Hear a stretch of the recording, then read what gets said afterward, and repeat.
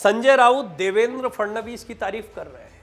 शिंदे गुट संजय राउत के बारे में सॉफ्ट कॉर्नर दिखा रहा है, तारीफ नहीं कर रहा है तो बुराई भी नहीं कर रहा है। और ये एक तरीके से वो संजय राउत के आने के बाद में निराशा जाहिर नहीं कर रहे हैं। संजय राउत का बाहर आना क्या महाराष्ट्र की सियासत में नए सियासी समीकरणों की करवट लेगा? ये बहुत बड़ा सवाल है और बड़ा गंभीर सवाल है, क्योंकि महाराष्ट्र की सियासत में आने वाले दिनों में कुछ बड़े बदलाव देखने को मिल सकते हैं। इस बात से इनकार नहीं किया जा सकता है। पात्रा चाल घोटाले के मामले में मुंबई के आर्थर रोड जेल से शिवसेना नेता संजय राउत बाहर आ गए हैं। राजनीतिक गलियारों में उनका स्वागत जारी है। इन सब में खास बात यह है कि जेल से निकलने के बाद संजय राउत के सुर बदले बदले दिखाई दे रहे हैं। संजय राउत जेल जाने से पहले आक्रामक रुख अपनाए हुए थे, वो अब गंभीर और शांत दिख रहे हैं। देवेंद्र फडणवीस समेत पूरी बीजेपी पर वो हमलावर रहे थे, अब वो देवेंद्र फडणवीस की तारीफ करते दिखाई दे रहे हैं, उनकी प्रशंसा कर रहे हैं। बुधवार को जमानत मिलने के बाद जब वो जेल से निकले तो शिवसेना के समर्थक खासे उत्साहित नजर आए। जेल से बाहर निकलने के बाद वो केंद्र को तो शुरू में निशाने पर ले रहे थे, लेकिन गुरुवार को मीडिया से बात करते हुए संजय राउत एकदम से बदले बदले दिखे। उन्होंने कहा, मैं आज उद्धव ठाकरे और शरद पवार से मिलूंगा, लोगों के काम को लेकर मैं उप मुख्यमंत्री देवेंद्र फडणवीस से 2-4 दिनों में मुलाकात करूंगा, मैं दिल्ली भी जाऊंगा और पीएम मोदी और केंद्रीय गृह मंत्री अमित शाह से भी मुलाकात करूंगा। सबसे आश्चर्य की बात यह थी कि उन्होंने महाराष्ट्र सरकार और उप मुख्यमंत्री देवेंद्र फडणवीस की भी जमकर प्रशंसा की।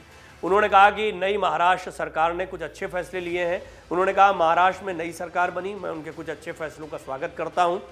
उप मुख्यमंत्री देवेंद्र फडणवीस ने कुछ अच्छे फैसले लिए हैं, हमें लगता है कि राज्य को उप मुख्यमंत्री फडणवीस चला रहे हैं और वो राज्य का नेतृत्व कर रहे हैं। तो वहीं दूसरी तरफ मुख्यमंत्री एकनाथ शिंदे की अगुवाई में शिवसेना से अलग हुए समूह भी राउत का स्वागत कर रहा है, जिसको लेकर कई सवाल खड़े हो गए हैं। क्या शिंदे और उद्धव को साथ लाएंगे राउत?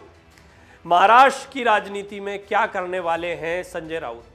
अब बात कर लेते हैं एकनाथ शिंदे समूह की। आपने ये तो जान लिया कि राउत ने किस तरह देवेंद्र फडणवीस की तारीफ की, लेकिन शिंदे समूह ने जो कहा है वो भी कम चौंकाने वाला नहीं है। शिंदे समूह का कहना है कि राउत के साथ कोई व्यक्तिगत दुश्मनी नहीं है। महाराष्ट्र सरकार में मंत्री और शिंदे समूह के प्रवक्ता दीपक केसरकर ने कहा कि राउत को जमानत देने के फैसले का स्वागत करते हैं। उन्होंने कहा, हम संजय राउत को मिली जमानत का स्वागत करते हैं, हमें उनसे कोई व्यक्तिगत दुश्मनी नहीं है।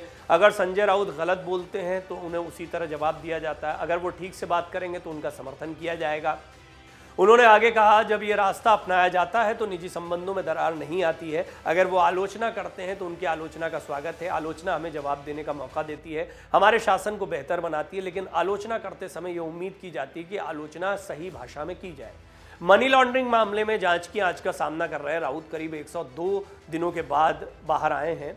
गुरुवार को सांसद ने बताया कि वो दिल्ली जाकर केंद्रीय गृह मंत्री अमित शाह और प्रधानमंत्री मोदी तक से मुलाकात करने वाले हैं।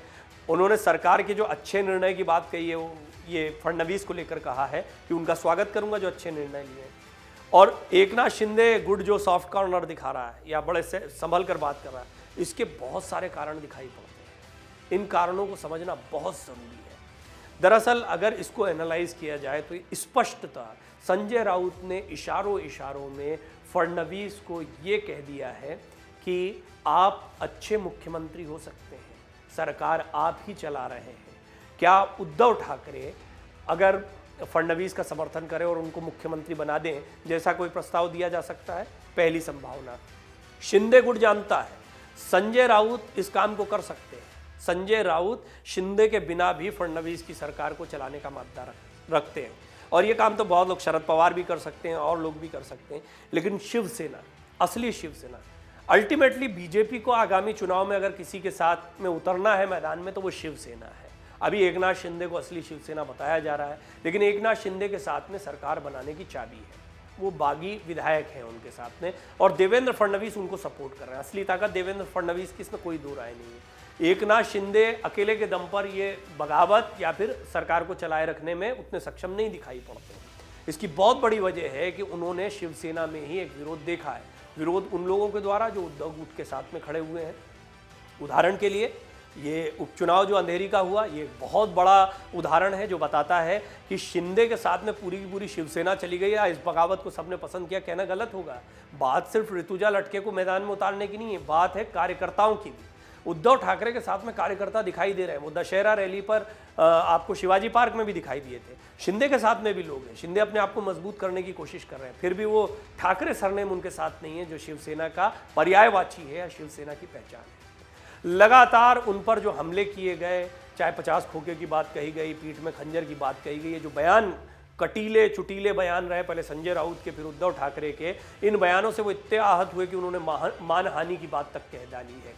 और अगर इस सारी चीज़ को एनालाइज किया जाए तो ये कहना गलत नहीं होगा कि एकनाथ शिंदे के लिए आगे की राह बहुत आसान नहीं दिखाई पड़ती है। वो राजनीतिक चुनौतियों को जानते हैं, इसीलिए बार बार उद्धव ठाकरे गुट की तरफ से ये दावा किया जा रहा है कि सरकार कुछ महीनों में गिर जाएगी, कुछ महीनों में गिर जाएगी। संजय राउत जैसे ही बाहर आए हैं, फडणवीस की तारीफ कर रहे हैं, इससे इशारा ये मिलता है कि क्या शिवसेना और बीजेपी के बीच में कुछ नए समीकरण देखने को मिल सकते हैं। संभावनाएं क्या क्या हैं वो समझ लीजिए।